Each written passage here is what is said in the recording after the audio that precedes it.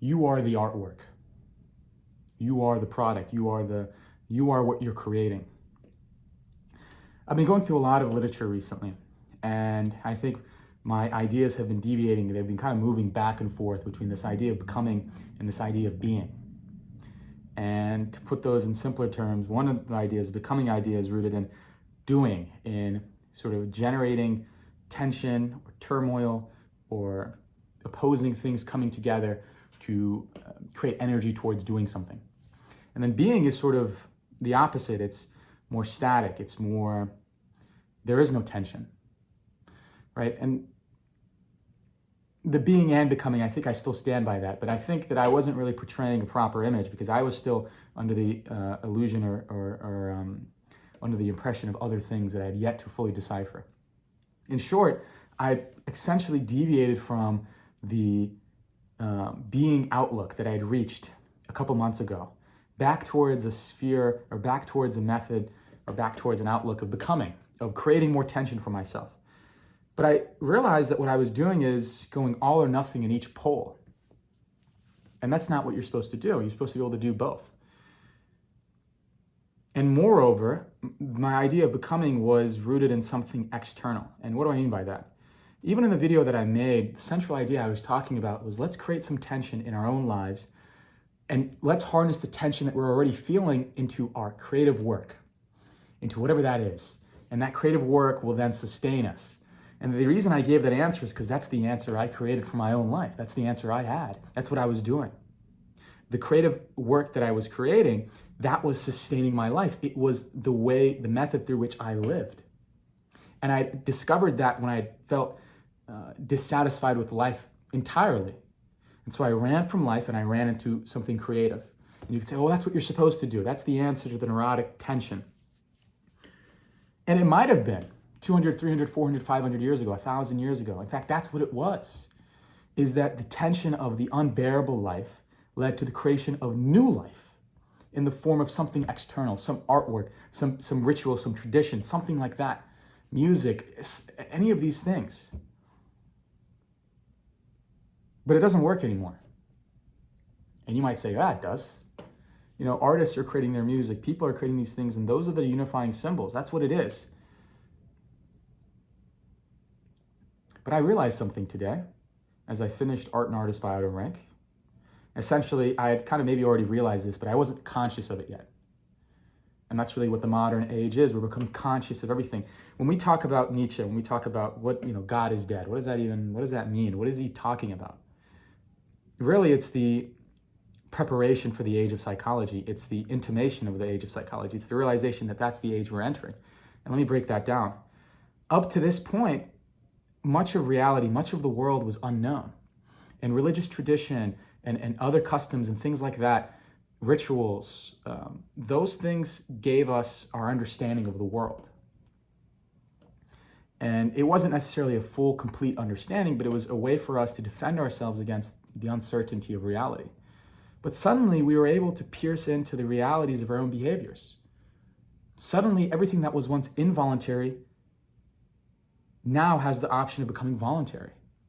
Right? If all your life you've acted like a machine, if all your life you've done things without really knowing why you've done them, you've acted involuntarily. When you become conscious of the unconscious, now a choice emerges. What do I do? What ought I to do? Now that I know that the things that were guiding my behavior weren't really me. What am I supposed to do? And you can keep on going deeper and deeper with this. So you can go on the surface level. Oh, my interactions with some of my friends were based on validation. Oh, my choice for a job was based on this. My choice for relationships was based on this and that, all these things. The way I interacted with my family, the way that I did this. Then you keep on going deeper and deeper and deeper into those emotions at the very depth and the deepest elements and deepest parts of your being, where your greatest fears are housed.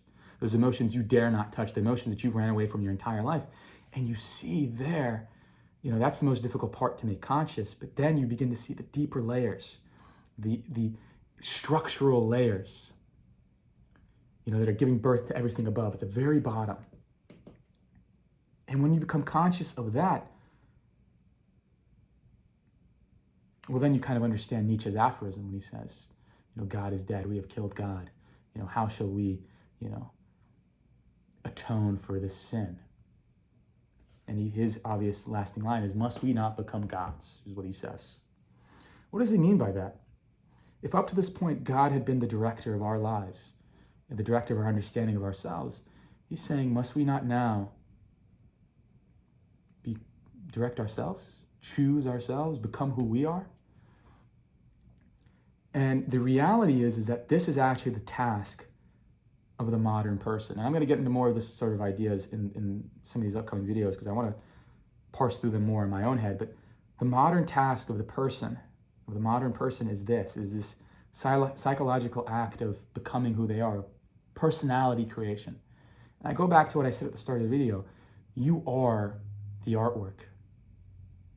That creative impulse, and what I did in my own life very recently, a couple days ago, and it was the production of really 2 months of really grappling with my deepest fears, was recognize at the very core of my being, the impulse that had governed all of my behavior, the impulse for immortality, the impulse that was rooted in my inability to be a part of the collective, be a part of any group fully, to be absorbed by it because of a fear of life, a fear and insecurity about life, right? There was no fear of death. There was a genuine fear of life. And I titled one of my videos that. And that fear I transmuted into creativity, into work, into writing. And I'm quite proud of what I've done, and there's much more to be done. But now I realize that was part of this necessary stage, even in human development. In the Romantic era, in artistic creation, which was a couple hundred years ago, the idea of art for art's sake emerged. And that's a novel idea. We'll say that today. We do art for art's sake. But people didn't think that 300, 400, 500 years ago. There are birthing places for even psychological concepts that now we take for granted. Now we look at and say, oh, that's what it is. That's not what it was. And so when you begin to see in your own head how you arrived at that point yourself in your individual psychological trajectory in the same way that mankind arrived at it, well, then you begin to see how you yourself are living out all of human history in your own head. You're going through every stage, step by step by step. And when you've made it to the very bottom, you're at the modern day. And whatever you create will be the next layer for the next epoch, era, whatever it will be to go through. And the current day, that the art for art's sake idea developed, and it was able to do so and able to sustain itself because it still had sort of the structural vitality of the former traditional structures in place. But now this idea of art for art's sake has been so divorced from the things that made it what it was, which is this tie to immortal life, to the soul, to the spiritual life. And now art is sort of being created without any connection to that world. And moreover, now that, as I explained in my own life, becoming aware of the creative impulse that guided and governed my actions, that need to write, now you see how when you become conscious of a thing, you enter the next stage. And mankind is becoming conscious of the very creative will that had led it through history with meaning and purpose and fate and destiny up to this point. I became conscious of the creative will within me that had determined my fate and my destiny. I had imposed my own creative will had imposed fate and destiny into my life. It had mythologized my life as a means of preservation, as a means of self-preservation, as a means of continued survival. I couldn't have lived otherwise. And once you become conscious of that, you might say, wow, do you despair? Do you fall into the void? No. It's the next task. Because up to this point, that creative will had been directed outward to create in that world and put it out, push it out, so that you could find a way of living out there. But now the task is to turn that creative impulse that's going that way inward and pull it back within yourself. And the task is an inner one. The task is self-creation. And there are people that had realized this, centuries ago. And because they had undergone that psychological, subterranean, they dug into themselves. They dug in all the way to the very bottom. And that's why there's so few instances of those people in history and many of them are persecuted, misunderstood. But today we live in an age where this is the rite of passage for all of us. You know, we're all madmen. We're all lunatics. We're all crazy. But we're not.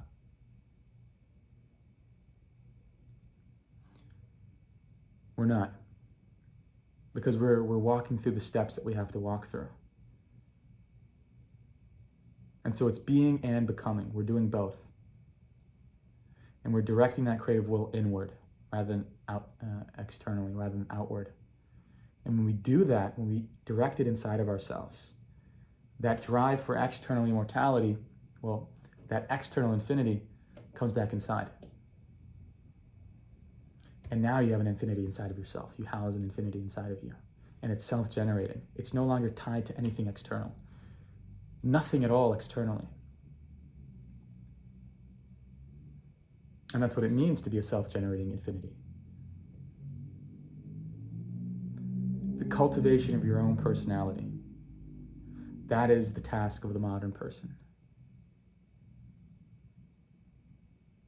As I said, I'll dive into some of these concepts, particularly about psychological development, particularly about, I guess, how do you actually dive down into the depths? And there's quick hint, wherever your fears are. Wherever your fears are, that's where you'll find it, because your fears are what you're running away from, and your fears are you. In this world, really, you don't actually have, I know this is like some people say enemies, you don't have enemies, you don't have things that are actually against you. You're creating those things. You're generating them.